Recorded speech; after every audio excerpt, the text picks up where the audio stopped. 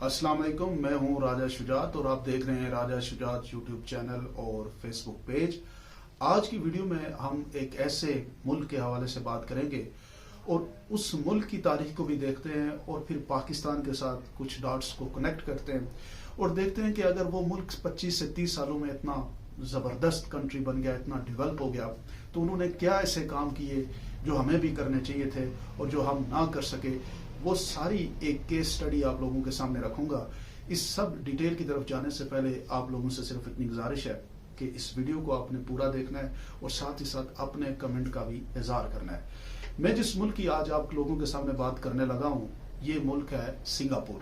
Singapore की अगर आप हिस्ट्री देखें तो इसमें मुख्तलिफ तरह की हिस्ट्रीज इसकी अगर आप 1800 से देखें तो मलेज के कुछ जो कश्तीरान थे उन लोगों ने इसको इन्वेंट किया, इसको दरियाफ्त किया और उसके बाद इसमें इंडोनेशियन महाराजा था, उसकी भी हुकूमत रही, पुर्तगालियों की भी हुकूमत रही, डच की भी हुकूमत रही और साथ ही साथ यानी ब्रिटिश जो है एक थॉमस रैफल थे जिन्होंने east India company, British east India company के थॉमस रैफल ने इसको खरीद लिया था, इस पूरे सिंगापुर रीजन को। जब उन्होंने इसको खरीदा ब्रिटिशर्स ने, तो फिर क्या हुआ कि सिंगापुर के अंदर उन्होंने इसको फ्री पोर्ट बना दिया ताकि जो भी यहाँ से जहाज गुजरते थे उन जहाज़ों की जो बिजनेस होता था वो फ्री पोर्ट था, कोई यहाँ पे उनको कोई पैसे नहीं देने पड़ते थे।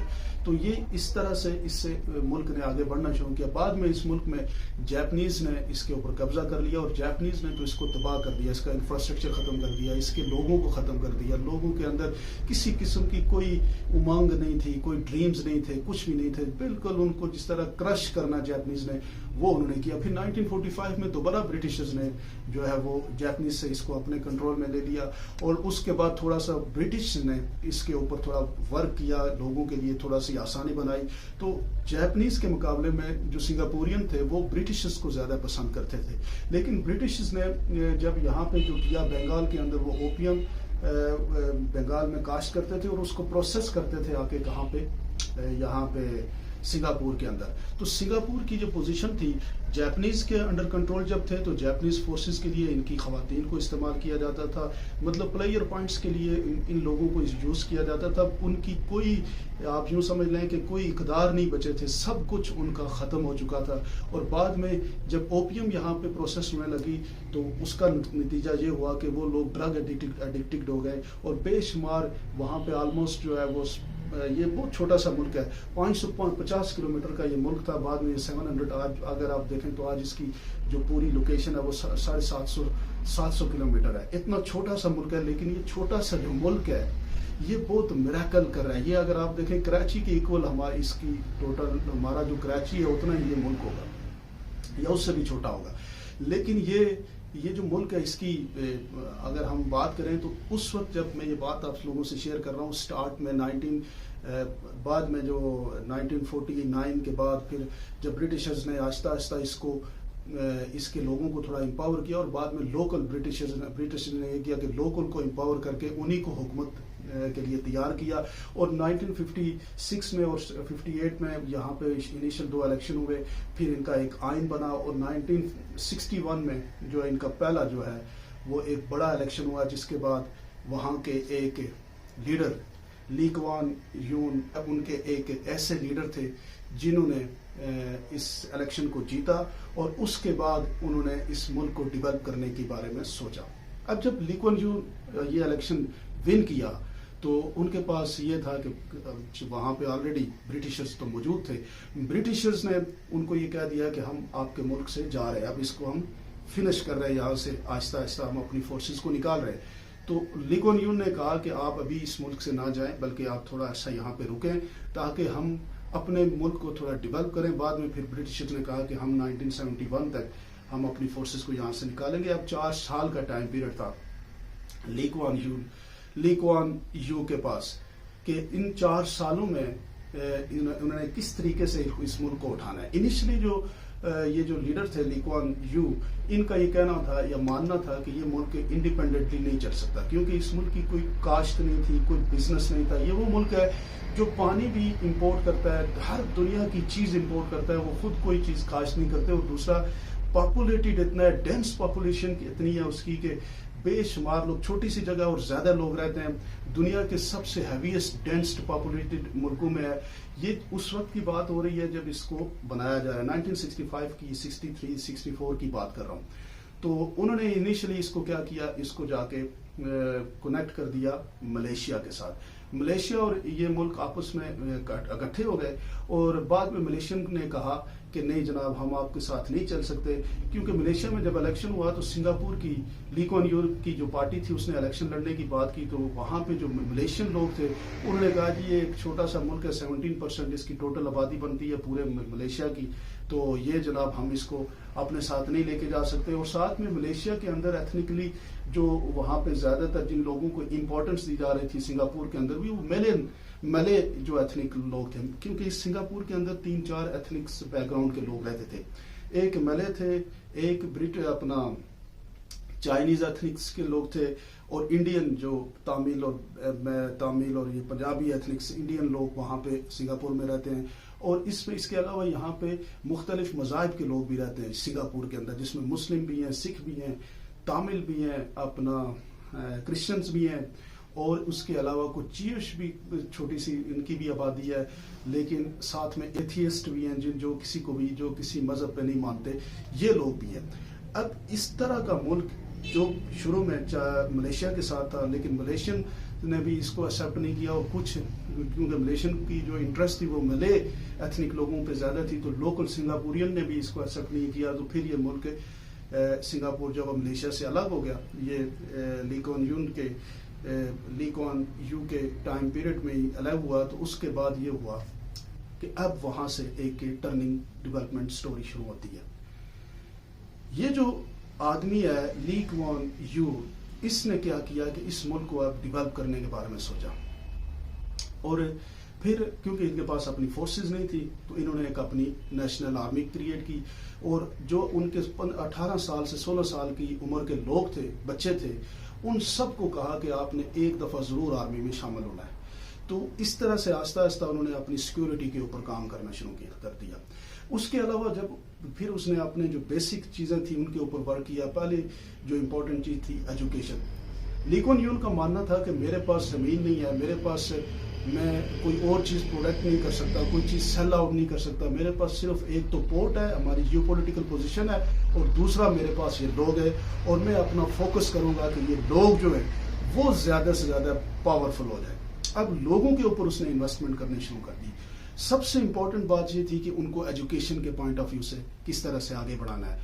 जो गवर्नमेंट्स ने पूरा प्लान किया, ली कुआन यू ने प्लान किया कि इस मुल्क को किस तरह से आगे बढ़ाना है, तो सबसे इंपॉर्टेंट चीज़ उनके सामने जो आई वो ये थी कि हमें लोकल जो इंफ्रास्ट्रक्चर है उसको बेहतर करते हैं, और फिर इंटरनेशनल जो हमारा इन्वेस्टर है उसके लिए आसानी बनाते हैं। तो अगर आप देखें तो लोकल इन्वेस्टर, लोकल बिजनेस के लिए उन्होंने फिर बड़े बड़े, आप सिंगापुर में जाएं तो हैवी इंफ्रास्ट्रक्चर डेवलप करना शुरू कर दिया, बड़ी बड़ी बिल्डिंगें बननी शुरू हो गई। वो सिंगापुर जो 1965 में या 58 में 55 में जिन सिंगापुरियन के पास खाने को कुछ नहीं था, फिर उसने ये प्लान किया, जो उसने अपना मिशन स्टेटमेंट बनाई वो ये थी कि हमने इस मुल्क के अंदर ये करना है कि तमाम जो हमारी पॉपुलेटेड जो लोग हैं उनके लिए हम अपना घर बनाएंगे। उसके लिए उन्होंने इंफ्रास्ट्रक्चर बनाना शुरू कर दिया। और आज अगर हम सिंगापुर की बात करें तो सिंगापुर के अंदर तकरीबन 85% लोगों के पास अपना घर है, और वो घर जिसने बना के दिया वो हुकूमत ने बना के दिया है। और हुकूमत की वजह से, यानी हुकूमत उनकी इतनी पावरफुल है, मैं आपको ये भी बताऊंगा कि हुकूमत पावरफुल कैसे है। ये इतनी बड़ी पॉपुलेशन, इतनी बड़ी, यानी दुनिया की अगर आप यूं देख लें तो दुनिया के 10 मुल्कों के अंदर अगर आप सिंगापुर को ग्रेड करें तो करप्शन में ये दूसरे तीसरे नंबर पे आता है, क्लीनिनेस पे ये दूसरे नंबर पे आता है, high futuristic point of view से देखें तो तीसरे चौथे नंबर पे आता है। यानी दुनिया के कोई भी नंबरिंग अगर आप देखें तो टॉप 10 मुल्कों में, जीडीपी के रेशो पे देखें तो दुनिया के 3-4 मुल्कों में आता है। यानी हर चीज के अंदर ये पहले से 10 मुल्कों में सिंगापुर आता है, और टोटल कितना सा है, 750 किलोमीटर का ये टोटल इलाका है। अब जो हमारी स्टोरी थी जो आपके सामने में शेयर कर रहा था कि ली कुआन यू ने क्या किया, उन्होंने ये कहा कि हमें अपने मुल्क के अंदर एजुकेशन को मजबूत करना है। एजुकेशन उन्होंने इतनी ज़बरदस्त बना दी, स्कूल कॉलेजेस उनके इंफ्रास्ट्रक्चर इतने बेहतरीन किए और आलमोस्ट नेग्लिजेंस उसकी फ़ी रख दी, तमाम यूनानिमस सिलेबस बना दिया, तमाम लोगों के बच्चे जो है वो एक ही तरह से उनकी माइंड वर्किंग हुई, वो आगे बढ़ना शुरू हुए और एजुकेशन के ऊपर बेशुमार उन्होंने वर्क किया। उसके बाद उन्होंने हेल्थ केयर के ऊपर इतना वर्क किया कि हॉस्पिटल्स इतने बेहतरीन बनाने शुरू कर दिए। आज भी मैं आपको बताऊं कि एवरेज एज सिंगापुरियन की जो है वो 85-84 ईयर है, क्योंकि उन्होंने एजुकेशन का अपना जो उनका सिस्टम है हेल्थ केयर का वो इतना ज़बरदस्त डेवलप किया है कि वहाँ पे कोई इतनी ज़्यादा किसी को डिजीजेस नहीं होती। तो ये दूसरा उनका पॉइंट था। तीसरी पॉइंट थी कि करप्शन के ऊपर टॉलरेंस उन्होंने बिल्कुल ख़त्म कर दी। पहले गवर्नमेंट लेवल पे उसने ये डिसाइड किया कि जितने भी हमारे जो गवर्नमेंट सर्वेंट है, गवर्नमेंट के अंदर काम करने वाले लोग हैं और गवर्नमेंट के जो मिनिस्टर्स हैं, प्राइम मिनिस्टर्स हैं, इनकी उसने सैलरी बड़ी ज़बरदस्त कर दी। सैलरी इतनी दे दी कि जितना, यानी आपको मैं बताऊं, इसी से आप एक्सपेक्ट कर लें कि उनका जो मौजूदा प्राइम मिनिस्टर है ये ली कुन यून का बेटा है और इसकी जो सैलरी है वो तकरीबन $1.5 मिलियन है। और इसी तरह उनकी कैबिनेट की किसी को ज़रूरत ही नहीं है कि वो करप्शन करे। और ये भी उसने कहा कि जो ज़्यादा अच्छा परफॉर्म करेगा उसको बोनसेस भी देंगे। जिस तरह से कंपनी रन होती है इस तरह से इस मुल्क को रन किया गया। तो करप्शन का तो 0% वहाँ पे उन्होंने सिस्टम ही ख़त्म कर दिया। जो सिंगापुर गवर्नमेंट के साथ काम करने वाले एम्प्लॉयज़ हैं उनको भी बेहतरीन तनख्वाहें देनी शुरू कर दी। गवर्नमेंट के ऑफिशियल्स जो है उनको भी बेहतरीन तनख्वाहें देना शुरू कर दी। फोर्सेस के अंदर जो लोग जाते हैं उनको भी बेहतरीन। इसीलिए तो एवरेज सिंगापुरियन की इनकम जो है वो $60,000 per year per capita income है। तो वो बिल्कुल करप्शन पे तो इनटॉलरेंस। उसके बाद जब करप्शन अगर इतनी सारी जो कुछ करने के बाद अगर कोई करप्शन करता भी था तो उसने इनिशियली तो तकरीबन 8-9 लोग ऐसे थे जिनको उसने फांसी पे लगा दिया, अपने मिनिस्टरों को। और फिर उसने ये भी कहा कि जो करप्शन करेगा उसके इतने हैवी फाइन उन्होंने बना दिए कि कोई करप्शन के बारे में सोच भी नहीं सकता था। फिर उन्होंने क्या किया कि फ्यूचरिस्टिक पॉइंट ऑफ व्यू से अपने लोगों का एक माइंड वर्क करना शुरू किया। पूरी दुनिया जो है वहाँ पे जो आती है वो सिंगापुर के लॉ और गवर्नमेंट के नीचे काम कर रही होती है। सबको गवर्नमेंट और लॉ का पता होता है। सिंगापुरियन को खुद इतना इल्म है अपनी गवर्नमेंट से, उनको प्यार है, इश्क है, वो अपने लीडरशिप के साथ वो इस तरीके से चलते हैं, जो गवर्नमेंट कहते हैं बस वो सब उसके ऊपर फॉलो करते हैं, कोई इधर उधर नहीं होता।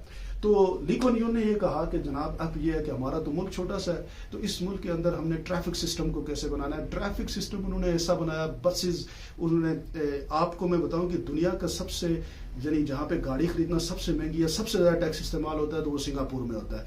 तो सिंगापुर के अंदर गाड़ी आप नहीं खरीद सकते, लेकिन पब्लिक ट्रांसपोर्ट इतनी बेहतरीन और इतनी सस्ती कर दी कि हर आदमी पब्लिक ट्रांसपोर्ट पे जाता है। वहाँ पे आप घर अपना ज़ाती नहीं बना सकते। क्यों कि घर अगर आपके पास बहुत पैसे भी हैं, घर आपका वही होगा, एक घर से ऊपर आप घर नहीं रख सकते। यानी इस तरीके से उन्होंने पूरा एक नेशनल विजन, मैंने कहा ना कि जिस तरह कौमी मंशूर होता है, वो उन्होंने डेवलप किया।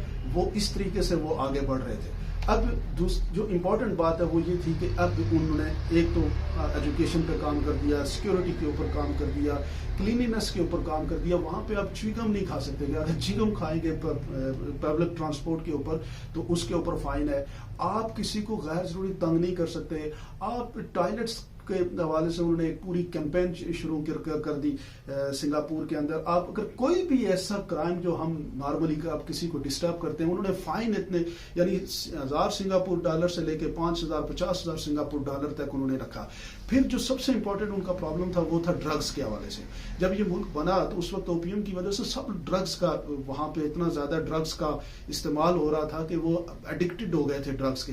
लेकिन आज सिंगापुर का कानून ये है कि दुनिया के अंदर सबसे स्ट्रिक्ट कानून अगर किसी मुल्क में है ड्रग्स के हवाले से वो सिंगापुर में है। कैपिटल पनिशमेंट होती है अगर आपके पास ड्रग, आप टूरिस्ट हैं या आपके लोकल हैं, अगर आपके पास कोई ड्रग्स निकल आती है तो सिंगापुर के अंदर फिर आपको सिर्फ और सिर्फ सजाए मौत दी जाएगी, इसके अलावा कोई पेनल्टी नहीं है। तो ड्रग्स के हवाले से उन्होंने ये प्लान कर दिया। अब आप देखें कि ये मुल्क आहिस्ता आहिस्ता उसकी एक ऐसी नॉर्म्स बननी शुरू हो गई। एक तो एजुकेशन मजबूत हो गई, हेल्थ मजबूत हो गई, जो वर्क करने वाले हैं उनको सैलरीज अच्छी मिलनी शुरू हो गई और आहिस्ता आहिस्ता मुल्क की डेवलपमेंट के ऊपर लोगों ने काम करना शुरू कर दिया। इंफ्रास्ट्रक्चर के ऊपर काम हुआ, बड़े से बड़ा वहाँ पे इंफ्रास्ट्रक्चर। फिर उन्होंने एक वक्त ऐसा था कि पूरे मुल्क के अंदर एक नेशनल ड्राइव क्रिएट की गई कि हमने इस मुल्क के अंदर प्लांट्स लगाने। और आज आप सिंगापुर में जाएं तो सिटी ऑफ गार्डन भी कहते हैं उसको, फूलों का शहर भी कहते हैं, बागात भी। दुनिया के सबसे खूबसूरत और ग्रीनरी अगर किसी मुल्क में है तो सिंगापुर में سب سے زیادہ انڈور گارڈن اگر کسی ملک میں ہے تو وہ سنگاپور میں ہے. یہ سارا یعنی آج وہاں پہ جتنے لوگ ہیں اتنے ہی وہاں پہ درخت ہیں. یہ ایک انہوں نے ایک نیشنل ڈرائیو بنائی اور ایک انوائرمنٹ پورا سمندر اپنا صاف کر دیا. تو یہ ساری پھر اس کے علاوہ کیا کیا, پورٹ کے اوپر ورک کر دیا. اپنی ان کی جو پورٹ تھی اس پورٹ کے اوپر اتنی انویسٹمنٹ کی. آج بھی دنیا کی جس طرح دبئی فری پورٹ ہے, دبئی کے اوپر بھی میں آپ کو ایک کیس اسٹڈی بنا کے دوں گا, لیکن یہ اگر آپ دیکھیں تو پورٹ کے اوپر اتنی ورکنگ کی کہ پوری دنیا کا آج بھی بزنس جو ہے ٹاپ 500 فارچون کمپنیز کے ہیڈ آفس آپ کو سنگاپور میں ملیں گے. انٹرنیشنل جو سب سے بہترین ان کا ایئرپورٹ جو ہے, انٹرنیشنل ایئرپورٹ ٹریڈنگ کے لیے سب سے زیادہ استعمال ہوتا ہے, وہ سنگاپور کا ایئرپورٹ استعمال ہوتا ہے. سنگاپور میں آپ صبح جائیں شام کو آپ کی کمپنی رجسٹرڈ ہو جاتی ہے. سنگاپور کی خوبصورتی, اگر آپ سنگاپور کا مطلب کیا ہے کہ سٹی آف لائن, یعنی یہ بیسکلی سنسکرت کا ایک لفظ ہے, لیکن آج آپ ان کی جائیں نا سنگاپور میں تو آپ کو ان کی لائف سٹائل سے, ان کی جو لوگوں کی ورکنگ سے آپ حیران ہو جائیں گے کہ کس طریقے سے یہ ملک صرف 25 سال کے اندر, 1965 میں یہ سلم تھا, یعنی سلم کا مطلب بری حالت تھی. آج وہاں پہ آپ اگر ہائی رائزز بلڈنگ دیکھیں تو وہ سب سے زیادہ ہے. ہر چیز میں یہ ملک آگے بڑھا. اور ان کی ایک جو کمپنی ہے, جو نیشنل کمپنی ہے, کیونکہ گورنمنٹ اون کرتی ہے ساری چیزیں. ہمارے ملک میں کیا ہے کہ گورنمنٹ کی چیزیں آپ نے سیل آؤٹ کرنی ہے. اب یہ گورنمنٹ اون کرتی ہے سارے وہاں کے نیشنل ایسٹس کو. گورنمنٹ ان کی امیر ہے, وہ پھر خرچ کرتی ہے اپنے لوگوں کے اوپر. ان کی ایک جو کمپنی ہے, جو گورنمنٹ کی کمپنی ہے, جو انٹرنیشنلی بزنسز کرتی ہیں, وہ کیمیکلز کے اندر, میڈیا کے اندر, ہر چیز کے اوپر وہ انویسٹ کرتی ہے. وہ وہاں سے پھر پیسے بناتے ہیں, پیسے پھر اپنے لوگوں کے اوپر خرچ کرتے ہیں. انٹرنیشنل بزنسز کے لیے انہوں نے آسانی بنا دی ہے. تمام دنیا کے جو ٹاپ, جس طرح نیو یارک, لندن اور سنگاپور ہیں, جو بزنسز کے حوالے سے سب سے زیادہ, جس میں ایز آف ڈوئنگ بزنس کی, ون ونڈو آپریشن کی بات میں نے کی کہ صبح آپ جائیں شام کو آپ کو کمپنی رجسٹرڈ ہو جاتی ہے.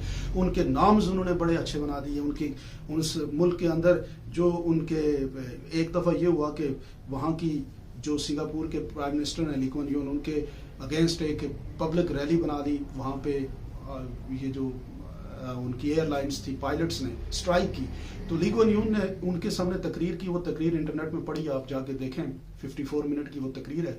اور اتنا زبردست انداز سے اس نے کہا کہ تم لوگ سارے واپس جاؤ. آج اگر واپس نہیں جاتے تو میں تم سب کو فارغ کر دوں گا, پورے جہاز گراؤنڈ کر دوں گا, اور تم سے زیادہ ہیوی سیلریز پر باہر سے پائلٹ لے کے آؤں گا, اور پھر 5 سے 10 دن کے اندر اپنی ایئر لائن کو دوبارہ کھڑا کر لوں گا. لیکن مجھے اس طرح سے بلیک میل نہ کرو. ہمارے یہاں تو کیا ہوتا ہے, جیسے ہی کوئی ایسا کام آتا ہے تو ہم سب لوگ باہر نکل جاتے ہیں, اور پھر کوئی حکومت کو کوئی کام ہی نہیں کرے. میں اس کو آپ کو لنک جوڑوں گا, سنگاپور کی لیڈرشپ لی کوان یو کی اور پرائم منسٹر عمران خان کے درمیان ایک لنک میں کنیکٹ کرنے کی کوشش کروں گا. اس پہ آپ نے اپنی رائے کا اظہار بھی کرنا ہے. لیکن میں آپ کو صرف یہ بتا رہا تھا کہ 1965 میں یہ ملک $300 پر کیپیٹا پہ تھا, اور آج 66,000 پہ ہے. ایک ایسا ملک جو 550 کلومیٹر رقبے پہ موجود تھا, اور 750 کے قریب آج یہ ملک ہے 750 کلومیٹر کے رقبے پہ موجود ہے, وہ ملک اتنا اوپر چلا. ایک ایسا ملک جس میں نیشنل ریسورسز کوئی بھی نہیں تھے, جو ملک پانی بھی امپورٹ کرتا ہے, وہ آج اتنی بڑی انکم کس طرح کریٹ کر رہا ہے. ایک ایسا ملک جس کو ایشین ٹائیگر کہتے ہیں, 4 ایشین جائنٹس میں سب سے پہلے نمبر پہ یہ ملک ہے. یہ اتنی ساری کامیابی اس ملک کو کیسے ملی, وہ میں نے آپ کو بتایا کہ ایک تو انہوں نے اپنے لوگوں کے اوپر انویسٹ کیا, جس کہتے ہیں پیپل انویسٹمنٹ. لوگوں کو پڑھایا, ان کے اوپر انویسٹمنٹ کیا, اور اس نے یہ مینڈیٹری بنایا کہ سکل سیکھو. ووکیشنل ٹریننگز کے اوپر فوکس کیا, اور لوگوں کو ووکیشنل ٹریننگز کے اوپر اس نے لگایا, تاکہ آپ صرف آپ پڑھے نہیں بلکہ آپ اسکلفل ہوں. اور اسکلفل لیبر کی دنیا کے اندر ایک اس کی ورتھ ہوتی ہے. اس کو آپ اپنے آپ کو, یعنی کوئی بھی کام کرے آپ کے پاس وہ اسکل ہونی چاہیے, جس کو اس نے نیشنل ایجنڈے کے اوپر شامل کیا. اور آج آپ دیکھ لیں کہ یہ سنگاپور ایک دنیا کی سب سے بہترین سکسیس سٹوری ہے. پاکستان کے اندر عمران خان صاحب نے کیا کیا, عمران خان صاحب نے کہا کہ ہم یونانیمس سلیبس کریٹ کرتے ہیں. یونانیمس سلیبس کریٹ کرنے کی کوشش کی گئی. میں آپ کو کہہ رہا ہوں کہ لیڈرشپ کرتی کیا, لیڈرشپ صرف ایک ویژن سیٹ کرتی ہے. عمران خان نے کہا کہ ہمیں اس ملک کے اندر احتساب کرنا ہے, ہمیں چوروں کو بند کرنا ہے, لیکن ہمارے ملک میں چوروں کو بند نہیں کرنے دیا گیا. خان صاحب کو کہا کہ بھائی آپ یہ چوروں والا جو نیریٹو ہے اس کو بند کر دیں.